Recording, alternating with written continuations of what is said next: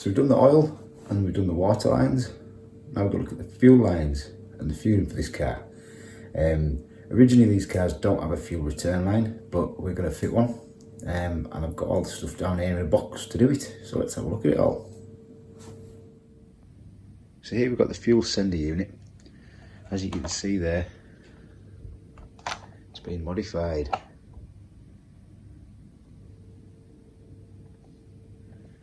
And in there, there's a Walbro 255 pump as well, so that's good.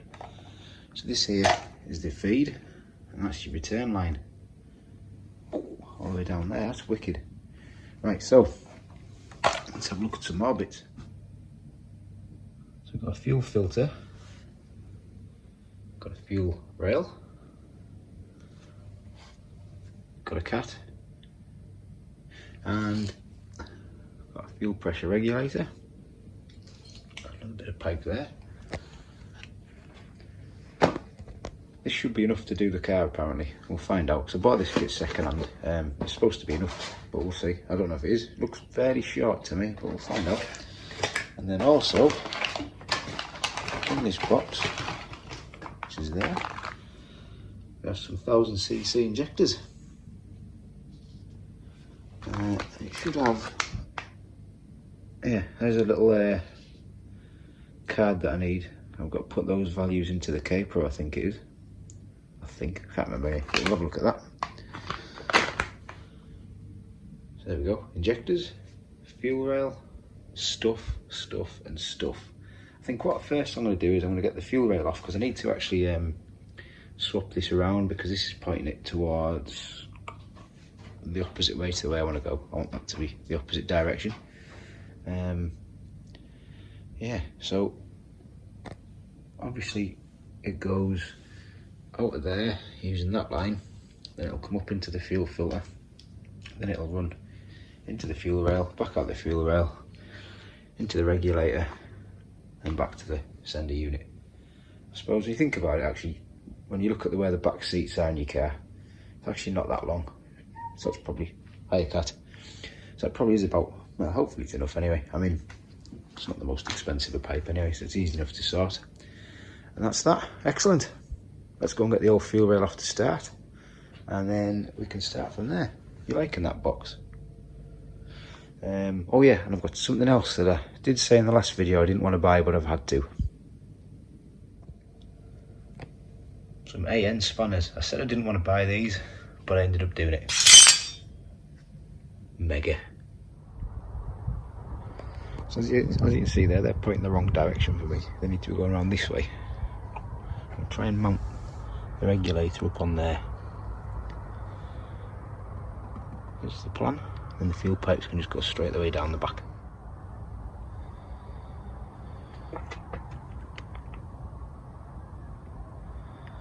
So the rail in with the injectors in.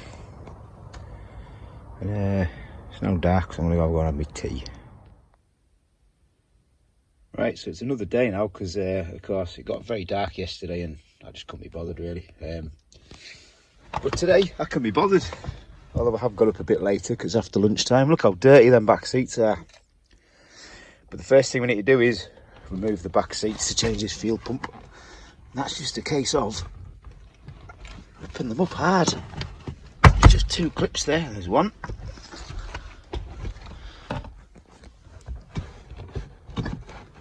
There's the other. As easy as that. Totally forgot there's also a 10mm bolt down there that holds the back seat in. Otherwise it would have just been end up ripping my seats to pieces. Never mind, yeah. So it lifts off on either side because they're just clipped in, and then there's this one in the centre. It's just a 10mm. And once that's out, your seat's out. Amazing. A little bit sad actually, because normally you find money and all sorts under your seats when you take them out, and there's nothing. Absolutely nothing. Anyway, so this is what we're looking for. Well, we're not looking for because we knew it was here. But this is the cover for where your fuel pump unit goes. So, Phillips screwdrivers. 4 of. Remove that, and then there'll be wiring plugs to remove. I think there might be 2 plugs, I can't remember. I think there's possibly 2 plugs. get those off, and then that should give us a giant locking ring which we need to remove.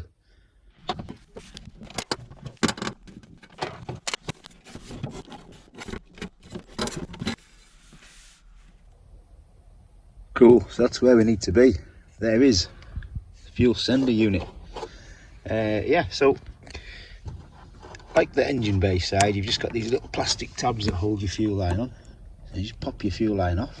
Probably get a bit of fuel out of it. Yeah, a little bit, I'm not that bothered. The car's not going anywhere for a while, so that's fine. And then we need to get this big locking ring here off, which is quite large, but I have a method of doing it, which I read on the internet. What I'm going to do is get me a little hammer. I'm just going to tap it round with this using an extension bar. Should be dead easy. There's probably a tool to buy to do this actually, but I ain't got one, so I'm going to do it that way. And that means we can then get to the pump and replace the pump. It's probably a good idea to have a container of some description to put your pump into when you remove it, because it's going to have a lot of fuel on it and it's going to stink. My idea is to just pull it out as quick as I can and throw it on the floor out by the side of the car, because I ain't got a container, because I forgot to get one out of the house and I can't be bothered going back in the house. So that's what I'm going to do.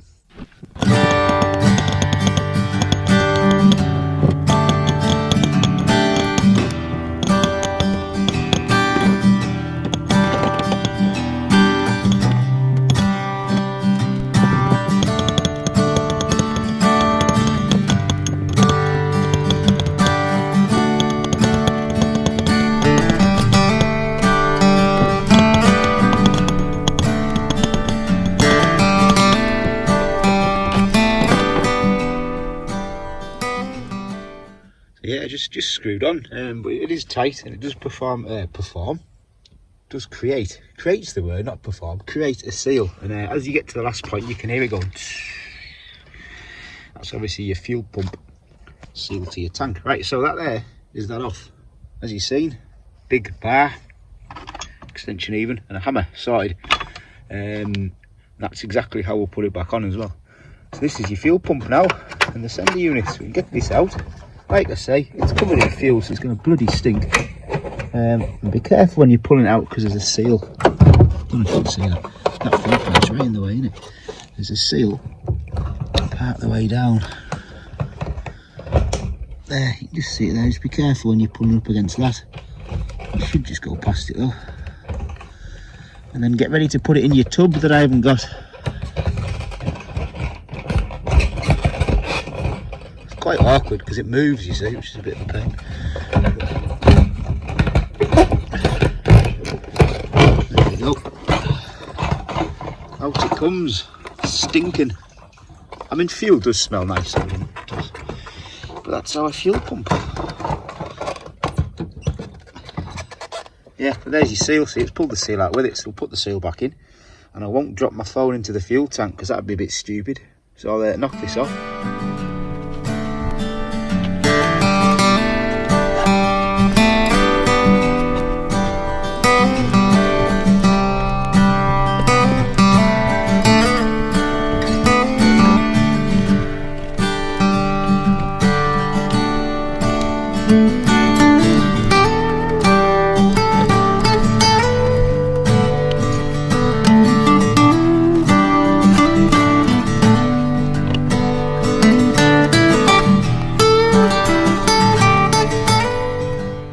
Just be careful on that metal lip by where the fuel pump goes, and you might lose half your finger like I have. Amazing. What a good Thursday this has been. Well, the reason why I lost a bit of my finger was because of this seal here, right?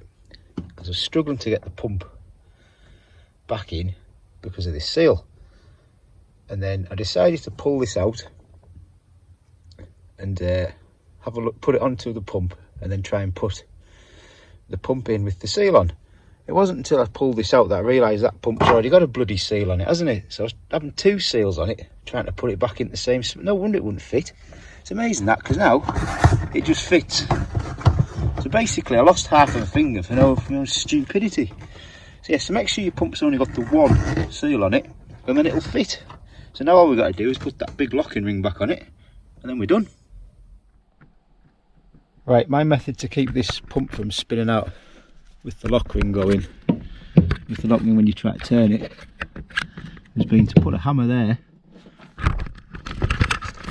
rest my chin on the hammer,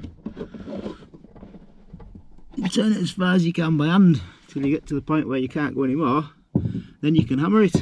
Bloody hell, that's been torment. But we've done it, yay!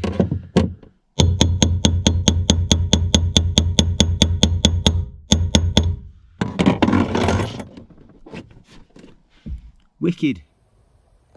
So yay, done, finally. That was pretty annoying really.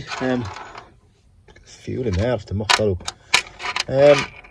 But yes, that's that done. Now my next plan was I was going to use, no, I'm going to use them anyway, but what I'm going to do is I'm going to feed these pipes down the way and hope they come out where I want them to. Otherwise I can feed them up the way, I guess, but we'll see. I'll try and get them to go down the way. As soon as they're on the floor I can just pull them and then that'll be it. So I think what I'll do is I'll have a look. There should be enough of a gap there, see, back of the tank. And a bit of luck, it'll just go where I want them to. So let's try that one. Yay! Right, so there you go. Fuel return, fuel feed. They're all attached. But I mean, I haven't nipped that up yet, but I will nip it up shortly.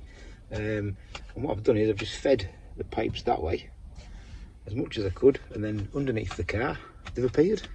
It's quite amazing. Now I'm going to be really cheap and really, I don't know if cheap's the word, but I'm going to be cheeky, I suppose. I'm going to zip tie the lines to the original lines underneath the car. I will be getting brackets made for these pipes. I'll show you underneath the car at some point, but for now I'm just going to zip tie them just so I can get to a lift to do it properly. But there shouldn't be a problem anyway, because if I put like 10 zip ties around the space of 1 metre, it's not going to come off and they're not going to dangle down anywhere, so they will be okay, but I will get it sorted properly at a later date. There you go, fuel lines. Awesome. Zip tie city.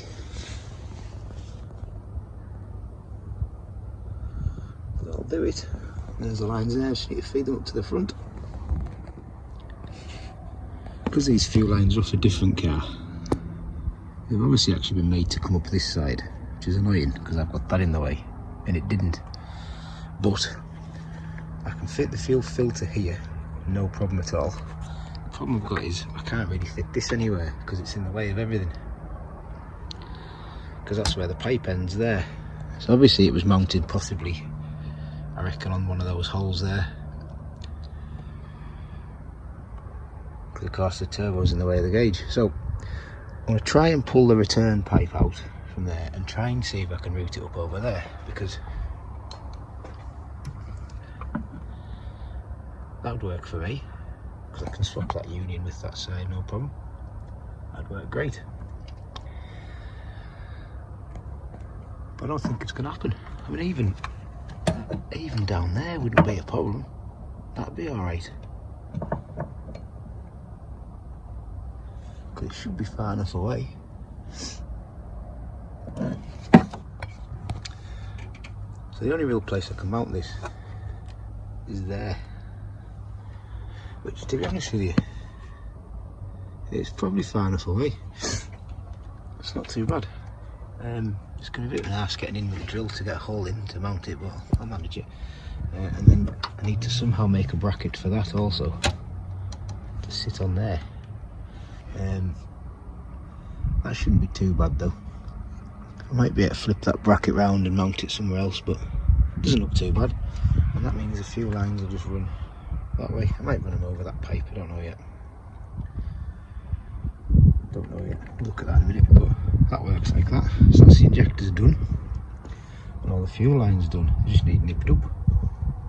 Oh yeah, I've also got this big bit of pipe for the filter to fit like that, and that'll locate itself down there, which should leave enough room, hopefully, to get the pipe past there. And obviously that will go fine down there, but I can always trim this anyway if needed. I can make it shorter or make that end shorter inwards. give it a bit more space, because the 3-inch pipe needs to come down to there from there. So I ordered a 90, which should angle it that way, but it hasn't turned up yet typically. And obviously that machine needs to go down the way as well. So that's the fueling pretty much done. I just need to nip everything up, and then I need to connect the brake booster hose, which I'm going to do in a second. Excellent. Temporary mount made from cable ties. Now I need to make a temporary mount for that. This is obviously just there to test everything works first before we mount everything properly, because it will get mounted properly. Might not be right away, but it will happen. So what I've done is I've got the original bracket, and as you can see I've hammered it a lot to change its shape. I didn't use a spirit level, so there's no making the noise, but that's a shame. But it was bracketry making.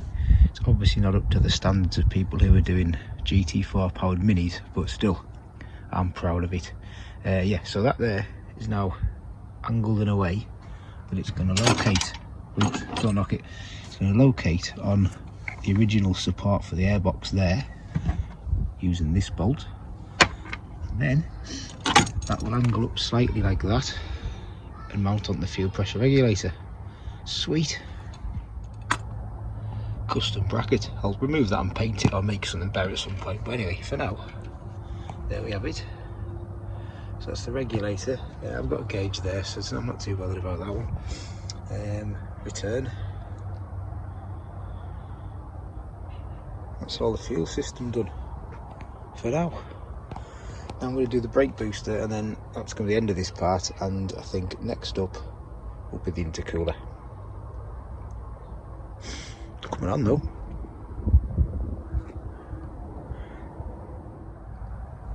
Right, so skunk 2s have, you can see it there, yeah, there's your vacuum takeoff there.